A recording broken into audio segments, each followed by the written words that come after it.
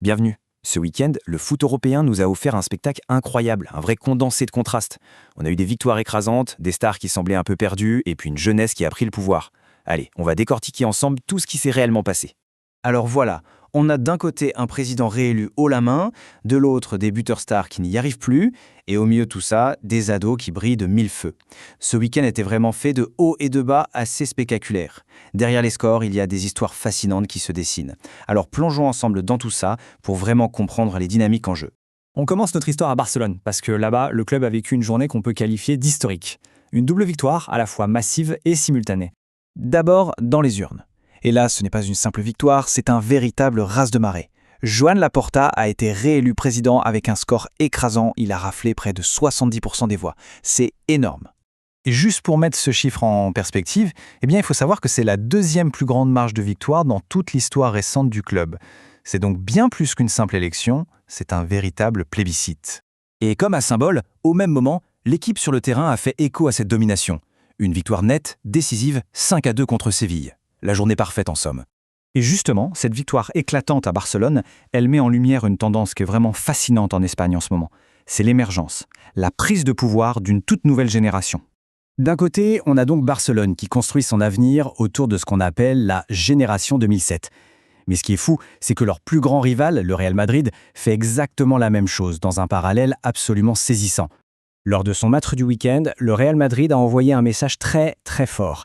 Ils ont aligné, tenez-vous bien, 8 joueurs issus de leur propre centre de formation. C'est juste exceptionnel. Pour vous donner une idée, c'est la première fois en 20 ans qu'on voit autant de joueurs formés au club sur la pelouse en même temps. Ça témoigne d'un vrai virage stratégique. Le futur, c'est maintenant. Alors voilà, pendant que la jeunesse explose et prend le pouvoir, certaines des plus grandes stars, les joueurs établis, eux, traversent un moment un peu plus compliqué. Et ça pose une vraie question. Est-ce que l'intense pression de la course au titre, tout en haut des championnats, commence à peser lourd sur les épaules des meilleurs? Prenons un cas concret. Erling Haaland à Manchester City. Il a eu un début de saison tonitruant, une vraie machine. 20 buts en 20 matchs. Et puis, la machine s'est un peu enrayée. Sur ses 21 matchs suivants, seulement 9 buts. Son rythme a été divisé par plus de 2. Et ce n'est pas un cas isolé. On observe une tendance assez similaire du côté d'Arsenal avec un de leurs joueurs clés, Bukayo Saka. La saison dernière, il avait marqué 20 buts.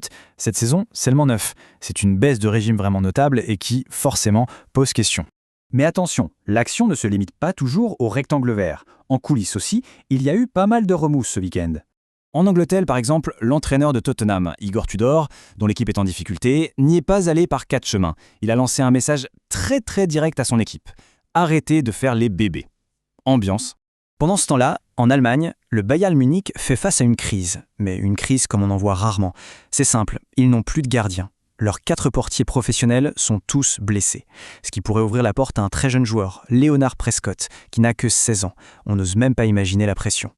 Mais bon, au-delà de la pression, des controverses, le week-end nous a aussi offert de puissants rappels de ce qui fait le cœur de ce sport, l'humain et les liens familiaux. En Bundesliga, par exemple, il y a eu un match pas comme les autres. Les frères Schlotterbeck se sont affrontés. L'un joue pour Dortmund, l'autre pour Augsbourg. C'est toujours une belle histoire de voir ça. Et pour finir, on retourne à Barcelone. Cette photo est magnifique et elle est devenue un véritable symbole.